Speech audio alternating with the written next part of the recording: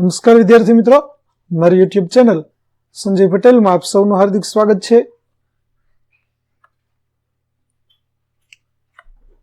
મિત્રો, આજના વિડીયોની અંદર આપણે ધોરણ 7 વિષય છે ગણિત, જેનું પ્રકરણ 7મું, જેનું નામ છે રાશિઓની તુલના. આ પ્રકરણના સ્વઅધ્યયન પોથીના પ્રશ્નો અને તેના દાખલાઓ વિશે જોવાના છીએ. વિદ્યાર્થી મિત્રો, જો તમે મારી ચેનલમાં નવા હોય તો મારી ચેનલને જરૂરથી સબસ્ક્રાઇબ કરો. વિડીયો સારો લાગે તો લાઇક કરો, શેર કરો અને બેલ નોટિફિકેશન ઓન કરો, જેથી મારા આગળના નવા વિડીયો પણ આપને મળતા રહે. તેમજ વિદ્યાર્થી મિત્રો, આ પ્રકરણની પીડીએફ જોવા માટે પ્લે સ્ટોરમાંથી અમારી એપ્લિકેશન વિશ્વગુરુ STD 1-12 ગુજરાતી ડાઉનલોડ કરી તમારા મોબાઈલમાં ઇન્સ્ટોલ કરો. જે તમે શરૂ કરશો તો તમને આ પ્રકારે જોવા મળશે, જેમાં સ્વ અધ્યયન પોથીની અંદર દરેક ધોરણ બતાવશે, ધોરણ પસંદ કરશો એટલે વિષય બતાવશે, વિષય પસંદ કરશો એટલે પાઠ બતાવશે. જેમાં વિડીયો ઉપર ક્લિક કરશો તો વિડીયો જોવા મળશે અને PDF ઉપર ક્લિક કરશો તો તમને PDF જોવા મળશે. તો આશા રાખું છું અમારી એપ્લિકેશન આપ સૌને ગમશે. જરૂરથી ડાઉનલોડ કરજો મિત્રો.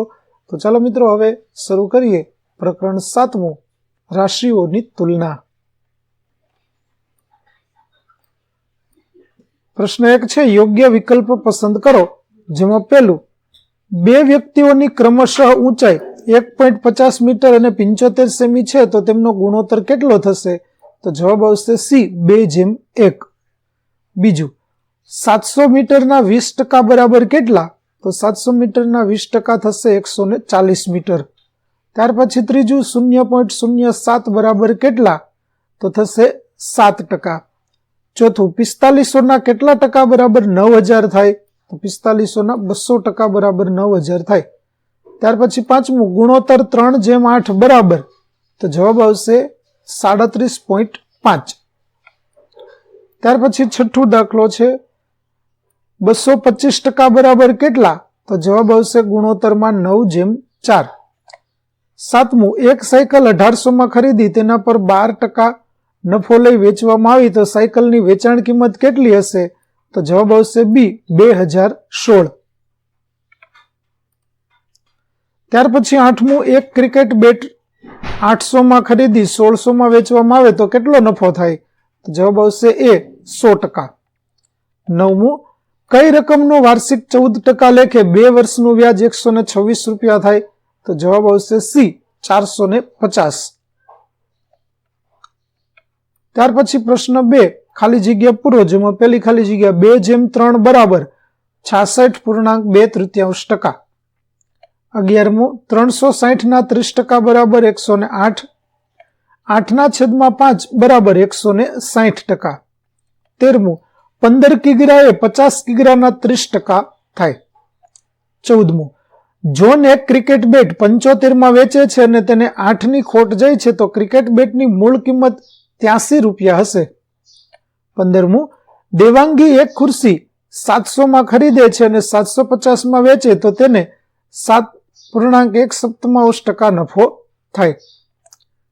ત્યાર પછી, જો 10 રૂપિયામાં 20 લીંબુ ખરીદીને 3 રૂપિયાના 5 લીંબુ લેખે વેચવામાં આવે તો 20% નફો થાય. ત્યાર પછી 17મું, 3000નું વાર્ષિક 10% લેખે 3 વર્ષનું વ્યાજ 900 રૂપિયા થાય.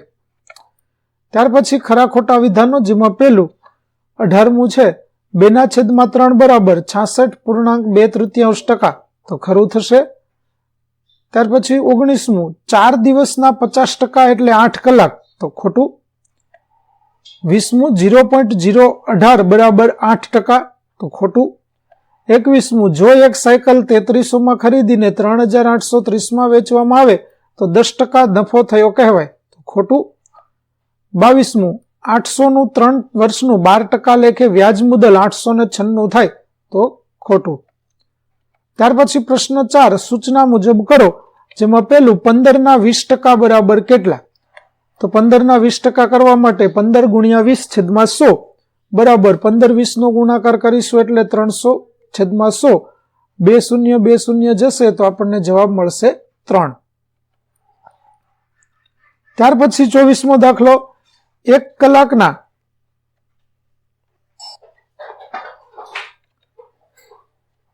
1 કલાકના કેટલા ટકા 30 મિનિટ થાય?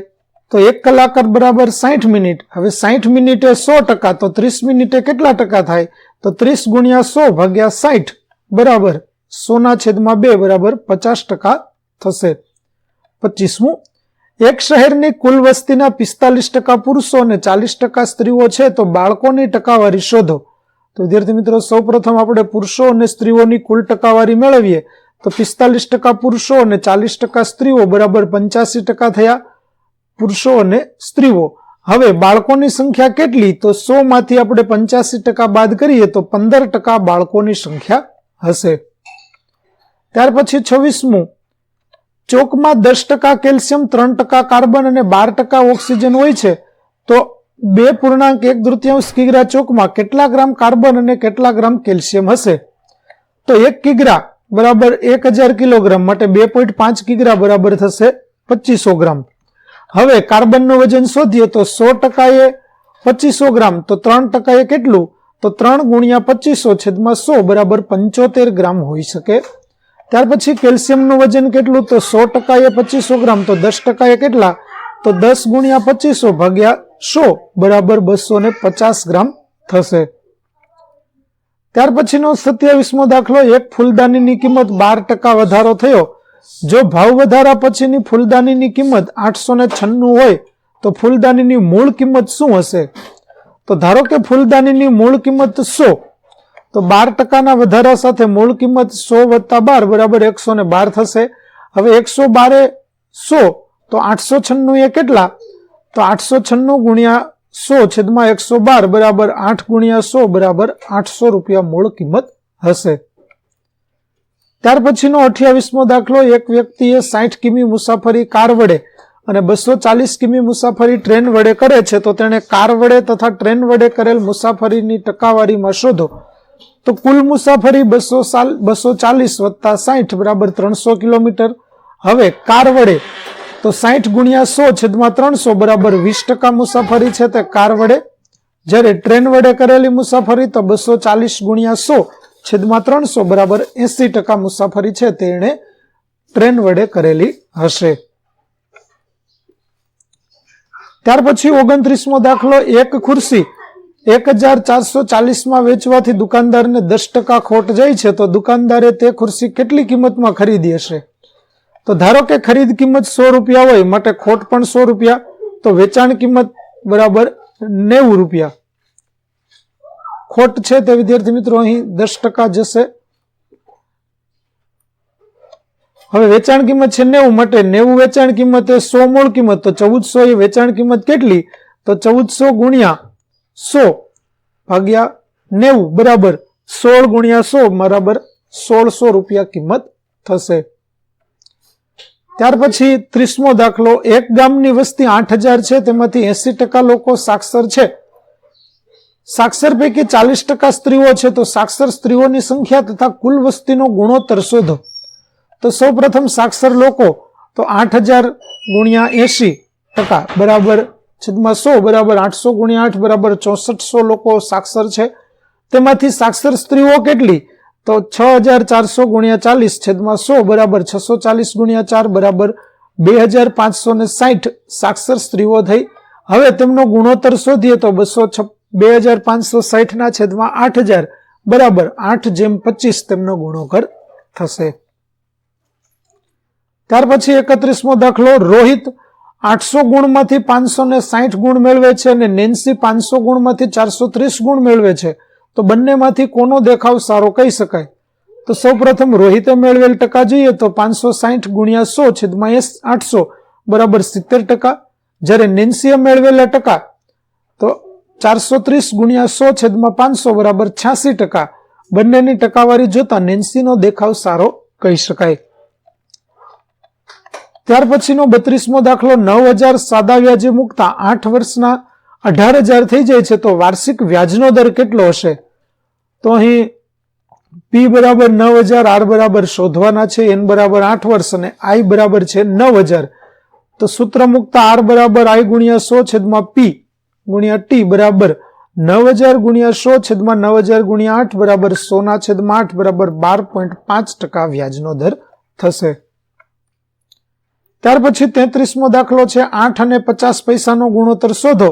તો જવાબ આવશે B 16/1. 34મું, એક પાત્રમાં 40 લીટર પાણી ભરેલ છે. જો તે પાત્ર માત્ર 8% જ ભરેલ હોય તો તેમાં કેટલું પાણી ઉમેરતા તે પાત્ર સંપૂર્ણ ભરાઈ જાય? તો 460 લીટર પાણી ઉમેરવું પડે. 35મું, કઈ રકમનું વાર્ષિક 10% લેખે 2 વર્ષનું વ્યાજ 733 થાય? તો જવાબ આવશે ડી, 3665. ત્યાર પછી 36મો દાખલો, 10:7:8 નો ગુણોત્તરના પદોની ટકાવારીમાં ફેરવો. તો જવાબ આવશે 40×28×32. 37મું, જુહીએ એક પરીક્ષામાં 600 માંથી 426 ગુણ મેળવ્યા, જ્યારે અન્ય પરીક્ષામાં રીનાએ 800 માંથી 560 ગુણ મેળવ્યા, તો કોનું પરિણામ વધુ સારું કહેવાય? તો સૌપ્રથમ જુહીના ટકા શોધીએ તો 426×100/600 બરાબર 71% થશે, અને રીનાનું પરિણામ શોધીએ તો 560×100/800 બરાબર 70% થશે. તો બંનેની ટકાવારી જોતા જુહીનું પરિણામ વધુ સારું કહેવાય.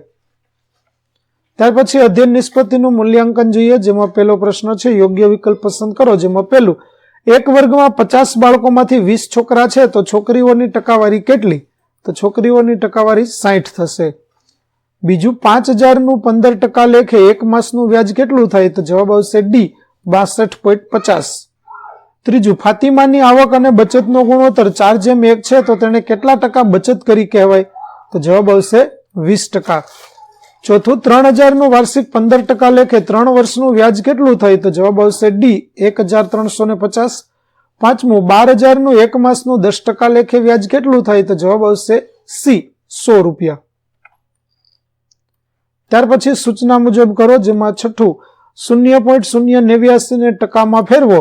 તો 89×100/1000 બરાબર 89/10 બરાબર 8.9%.